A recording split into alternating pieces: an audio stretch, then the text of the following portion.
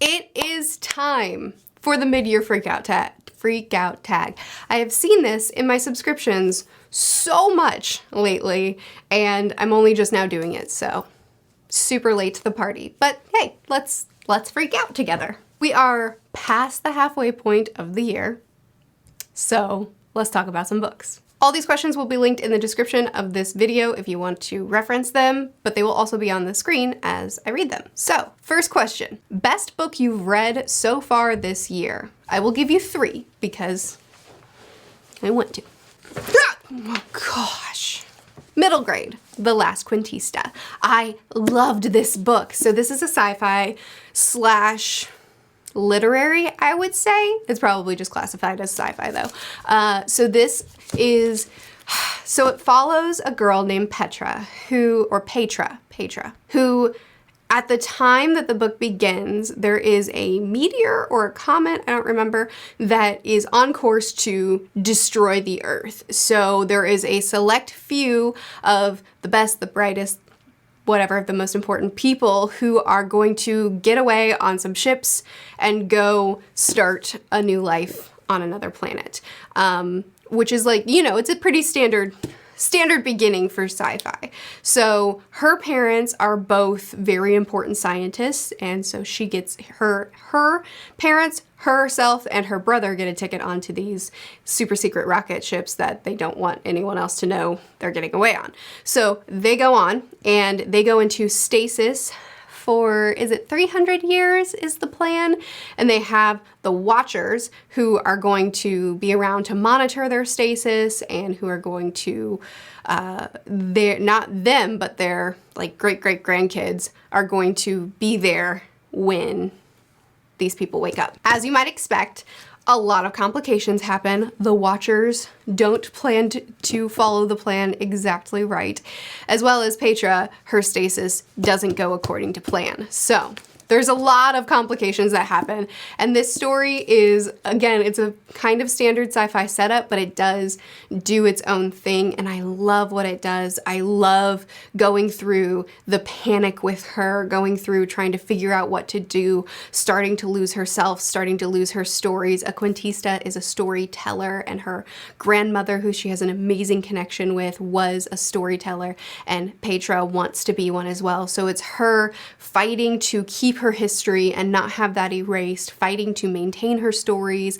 and tell them, and also just fighting for the freedom of herself and these people, and to not allow the things that is trying to happen. Like I said, it's middle grade. It's very, very, very good. It's only 320 pages. It didn't take me long to read, but you better believe I sobbed over it. Next is The Girl Who Fell Beneath the Sea, which I've mentioned several times recently. So I'll just give you a quick little description of it, but this is following a girl named, how do I lose names so easily? Minna! I should have known that one. This follows a girl named Minna, who the setting is that this village the emperor of this village once had a wonderful relationship with the Sea King, but some things happened, and now the Sea King is under a curse and he is asleep, and now this village is being destroyed by these terrible storms, and once a year they sacrifice a young woman to the sea to go down to the bottom of the sea into the spirit realm to be the next sea god's bride, and their hope is that one day they will sacrifice the correct person who is supposed to be the sea god's true bride, and the curse will be broken and their village will no longer be terrorized by these storms. Minna sacrifices herself to be the next sea god's bride. She is trying to figure out the spirit world, not really figure it out, survive in the spirit world. She's trying to protect her soul because it will be lost in 30 days if X, Y, and Z don't happen, as well as break the curse of the sea god and why he's asleep. Like I've said before, the world is really my favorite part of this book. I loved being in the spirit realm. It felt like being inside a Studio Ghibli film, specifically Spirited Away. Sorry for those of you who've heard me say that too many times. But I have just increasingly fallen in love with really vibrant worlds that I sink into and that I just want to continue to live in. And while I loved the characters, I enjoyed the plot, it was the world that completely captured me in this story, and I just enjoyed reading it so much.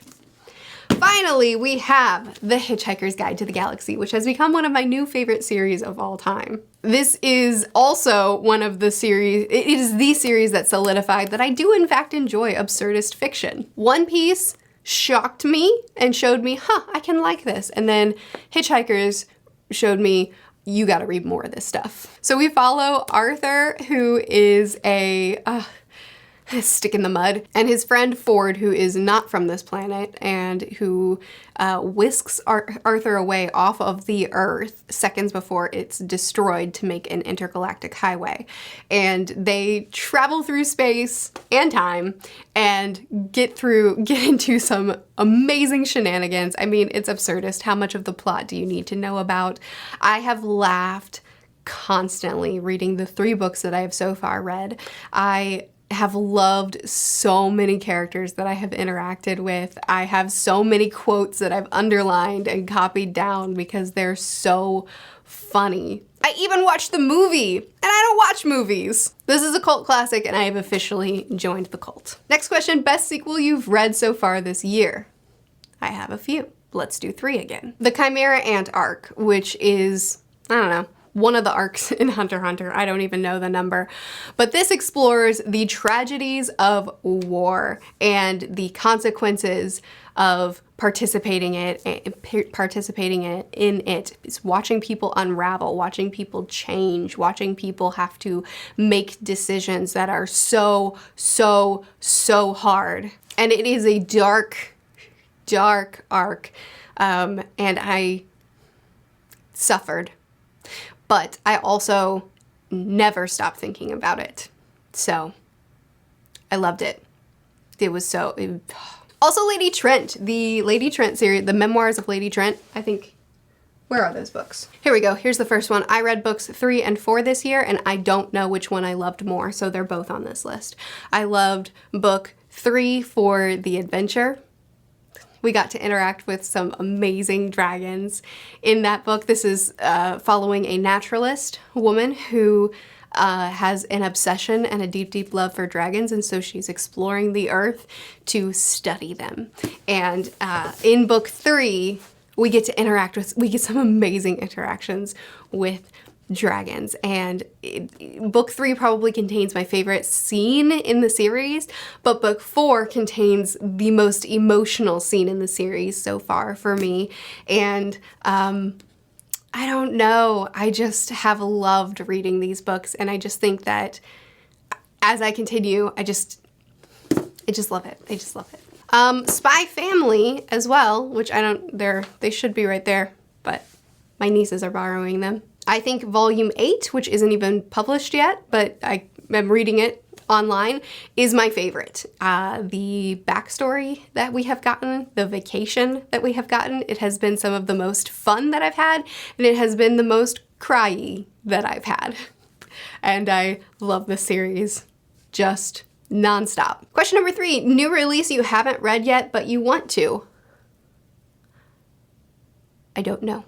I am very bad about not keeping up with new releases, not knowing when anything is going to be published, and I don't know. Question number 4, most anticipated release for the second half of the year. That I can do. Brandon Sanderson is coming out with Alloy of Law, Mistborn Era 2 Book 4, which I'm so excited about because I have loved Era 2 so much and I cannot wait for the conclusion of it. Beartown Book 3, one of my favorite series on the planet. It was in my top 5 favorite series video, has Book 3 coming out, and I can't say I'm excited for it because I expect to be in terrible pain while reading it, but I can't wait. And Wondersmith, where do you live? It's not called Wondersmith. The series is called The Trials of Morgan Crow. Book 2 is called Wondersmith. What's wrong with me? Nevermore is the first book in the series. The Trials of Morgan Crow is a series name. Book 4 is coming out this year. I need to read book 3. But I'm very excited. Question number 5, biggest disappointment. I'm gonna say, do I still have that book? Or did I get rid of it? I think I got rid of it, so I can't hold it up. The Cat Who Saved Books. I was really excited about this because literary fiction is one of my favorite series and I just don't read enough of it. So when The Cat Who Saved Books won one of the buddy read polls on my Discord, on my Patreon, I was so excited to read this and discuss it with people, and I just didn't really like it that much, unfortunately. It was fine. It was okay. It wasn't like a rage read. I didn't have a rant for it. I just was disappointed. Question number 6, biggest surprise. I can tell you that. House of Salt and Sorrows. I brought this with me on fall break, my kids' fall break, where we went to Tybee Island in Georgia. We went to a beach, it doesn't matter. And so I wanted a beachy book. I picked this up specifically because I went to my Instagram, which you should not follow me on because I do not post. I went to my Instagram and asked people for an atmospheric water read or beachy read or something. I wanted something that was gonna make me sink into the feeling of being at sea. And this was the one that came up the most, so I bought it knowing nothing about it. And can I tell you, I was shocked at how much I loved it. Loved it. Loved it. There was, okay, so it's a sister, it's a girl. I think she's one of 13. Yeah, because it's a retelling of 13 Dancing Princesses or something like that. 13 dancing ballerinas? Impossible to know. So, she's one of 13 daughters and one of her sisters dies and she thinks that there's something nefarious going on here, and so she is trying to sort that out. She's also interacting with new people that are maybe suspicious, maybe romantic, who knows. But the most important thing about this book is that it was set by the sea and there was a lighthouse scene. Love lighthouses. And I felt like I was there. They are island people. There's a mainland and then there's the outer. There's like the people of the sea, the people that live in on islands. And she was one of those people. It was very dark. It was very, it felt like I was living next to an untamed ocean. Something that was unpredictable. And, you know, there were hauntings, there was murder. It was not what I thought I was getting into, but it was very dark seaside story that I just loved. Now, plot-wise, maybe not the best. Pacing-wise, maybe not the best. Romance-wise, maybe not the best. But do you know that I loved this book? I loved it 5 stars worth because I was there and I loved being there and I loved being freaked out and not knowing what was coming next, and I loved it. Love. Favorite new author or debut to you? I don't know. I wish I was better at following authors. I really, really do. I wish when an author proved themselves to write something that I adore, I would read more of their books. Something I need to fix about myself. I've tried. I've set myself a goal for this, and then I ignored the goal because of who I am as a person.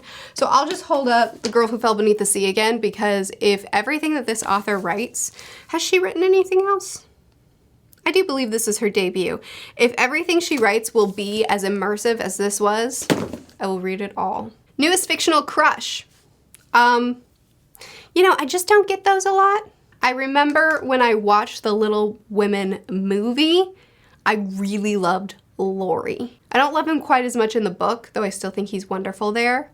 So I'll just say that just as like a, sure. Question number 9, newest favorite character. Okay, now this is something I can do.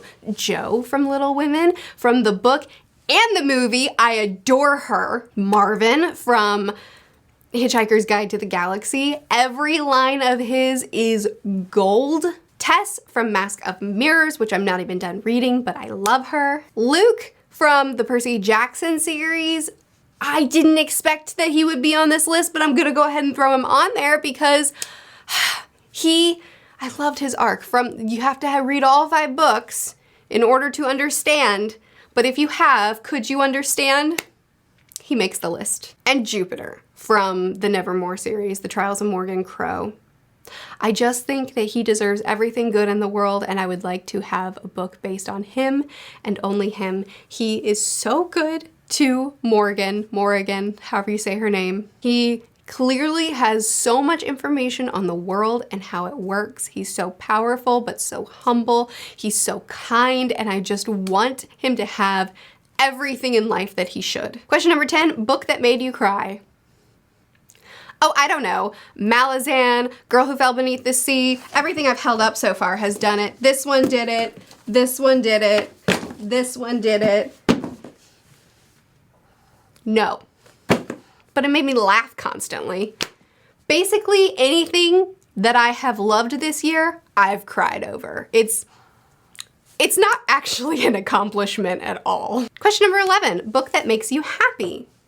I will give you a different, there's so many answers I could give you. Hitchhikers is the obvious one, but I could give you so many, but I'll give you one that I haven't talked about yet. Big Panda and Tiny Dragon. These types of books, The Boy, the Mole, the Fox, the Horse, I think I get it right these days. I think I'm doing a good job. And this story, books like these that are more of a compilation of thoughts than they are a story, just make me feel warm and cozy inside. They make me feel like I'm reading a hug. And I just really, really like them. Most beautiful book you've bought so far this year? That's a great question. Last night I started the book, The Gilded Ones. And before I started it, I was just staring at the cover and I just think that it's so pretty. So I haven't talked about that yet in the video. And I think that books like The Last Quintista, The Girl Who Fell Beneath the Sea, books that I've, even Big Panda Tiny Dragon, which doesn't have the most gorgeous cover, but the insides are so beautiful, which you probably can't even see if I were to hold it up to you, but it's just loaded with drawings that I just think are so pretty. I just really like it, so I think it could work. But speaking of one that I haven't brought up yet in the video, I'm gonna go with The Gilded Ones, because last night when I laid down to read it before bed, I just stared at the cover for a while. I just think it's so pretty. Question number 13, what books do you need to read by the end of the year? So you just want my TBR? I can do that. Obviously, the books that are coming out this year that I mentioned previously are on it. The Gilded Ones, which I just started. Mask of Mirrors, which I'm currently reading. I want to finish both of those. Malazan, which I'm halfway through book 3. I want to finish that, and I'd love to start book 4 before the end of the year. I have 6 months. Hopefully, I'll also finish book 4 before the end of the year. But I also grabbed a big old stack of books from my to-be-read immediately pile. So we'll go through those real quick too. Amari, I know that I'm reading next month because it's one of the buddy reads and I'm super excited for it. Terry Pratchett, I'm going to actually back up a little bit. I'm going to finish Hitchhikers. I've read the first 3. I want to read books 4 and 5 before the end of this year. And then after I'm caught up with Hitchhikers, I want to start Discworld, and I will be starting with Equal Rights because I don't know how to make decisions, so I told my friend to make the decision for me, and that is where he said to start. Red Country, I have been craving another Abercrombie book lately, and this is where I am.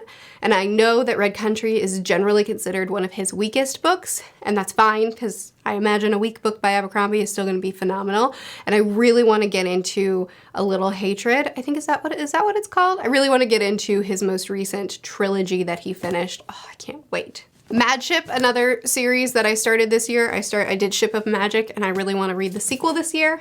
Skin of the Sea, this is a cover buy. I bought it because it's so beautiful and because I'm obsessed with anything that is set at the sea. But to my surprise and delight, it's actually about mermaids, or more specifically, Mami Wata, which, oh my goodness. I read the first 2 chapters when I first got it, and I was in love with it, but I decided to put it down because I was reading too many books at the same time at the time, and instead I was going to take it on vacation when we went to Florida to the ocean, and I wanted to read this by the ocean. But of course I didn't end up reading hardly at all on vacation because it was a lot of family time, and I didn't read it, and I'm a little bit mad at myself about it. So I need to read this by the end of the year because I desperately want to. I also want to read the Kyoshi novels before the new Avatar movies start coming out. And I also want to read, oh, I didn't bring it down here. Well, then I won't talk about that. That was enough books. Those are all the books. Those are all the questions, so I'm done now. If you would like to, I'd love to hear your answers to the questions. If you want to just take the questions from the description of my video and just copy and paste and then answer them yourselves, I would love to read through that. Or if you don't want to do all that, then you can just tell me what your favorite book of the year has been so far and why. I would love to know. I'm always looking for more book recommendations, even though my TBR is always too long. But that's all. I post videos every Monday, Wednesday, and Friday on my other channel, which is linked in the description, Tuesdays and Thursdays here. I'll see you again soon. Bye.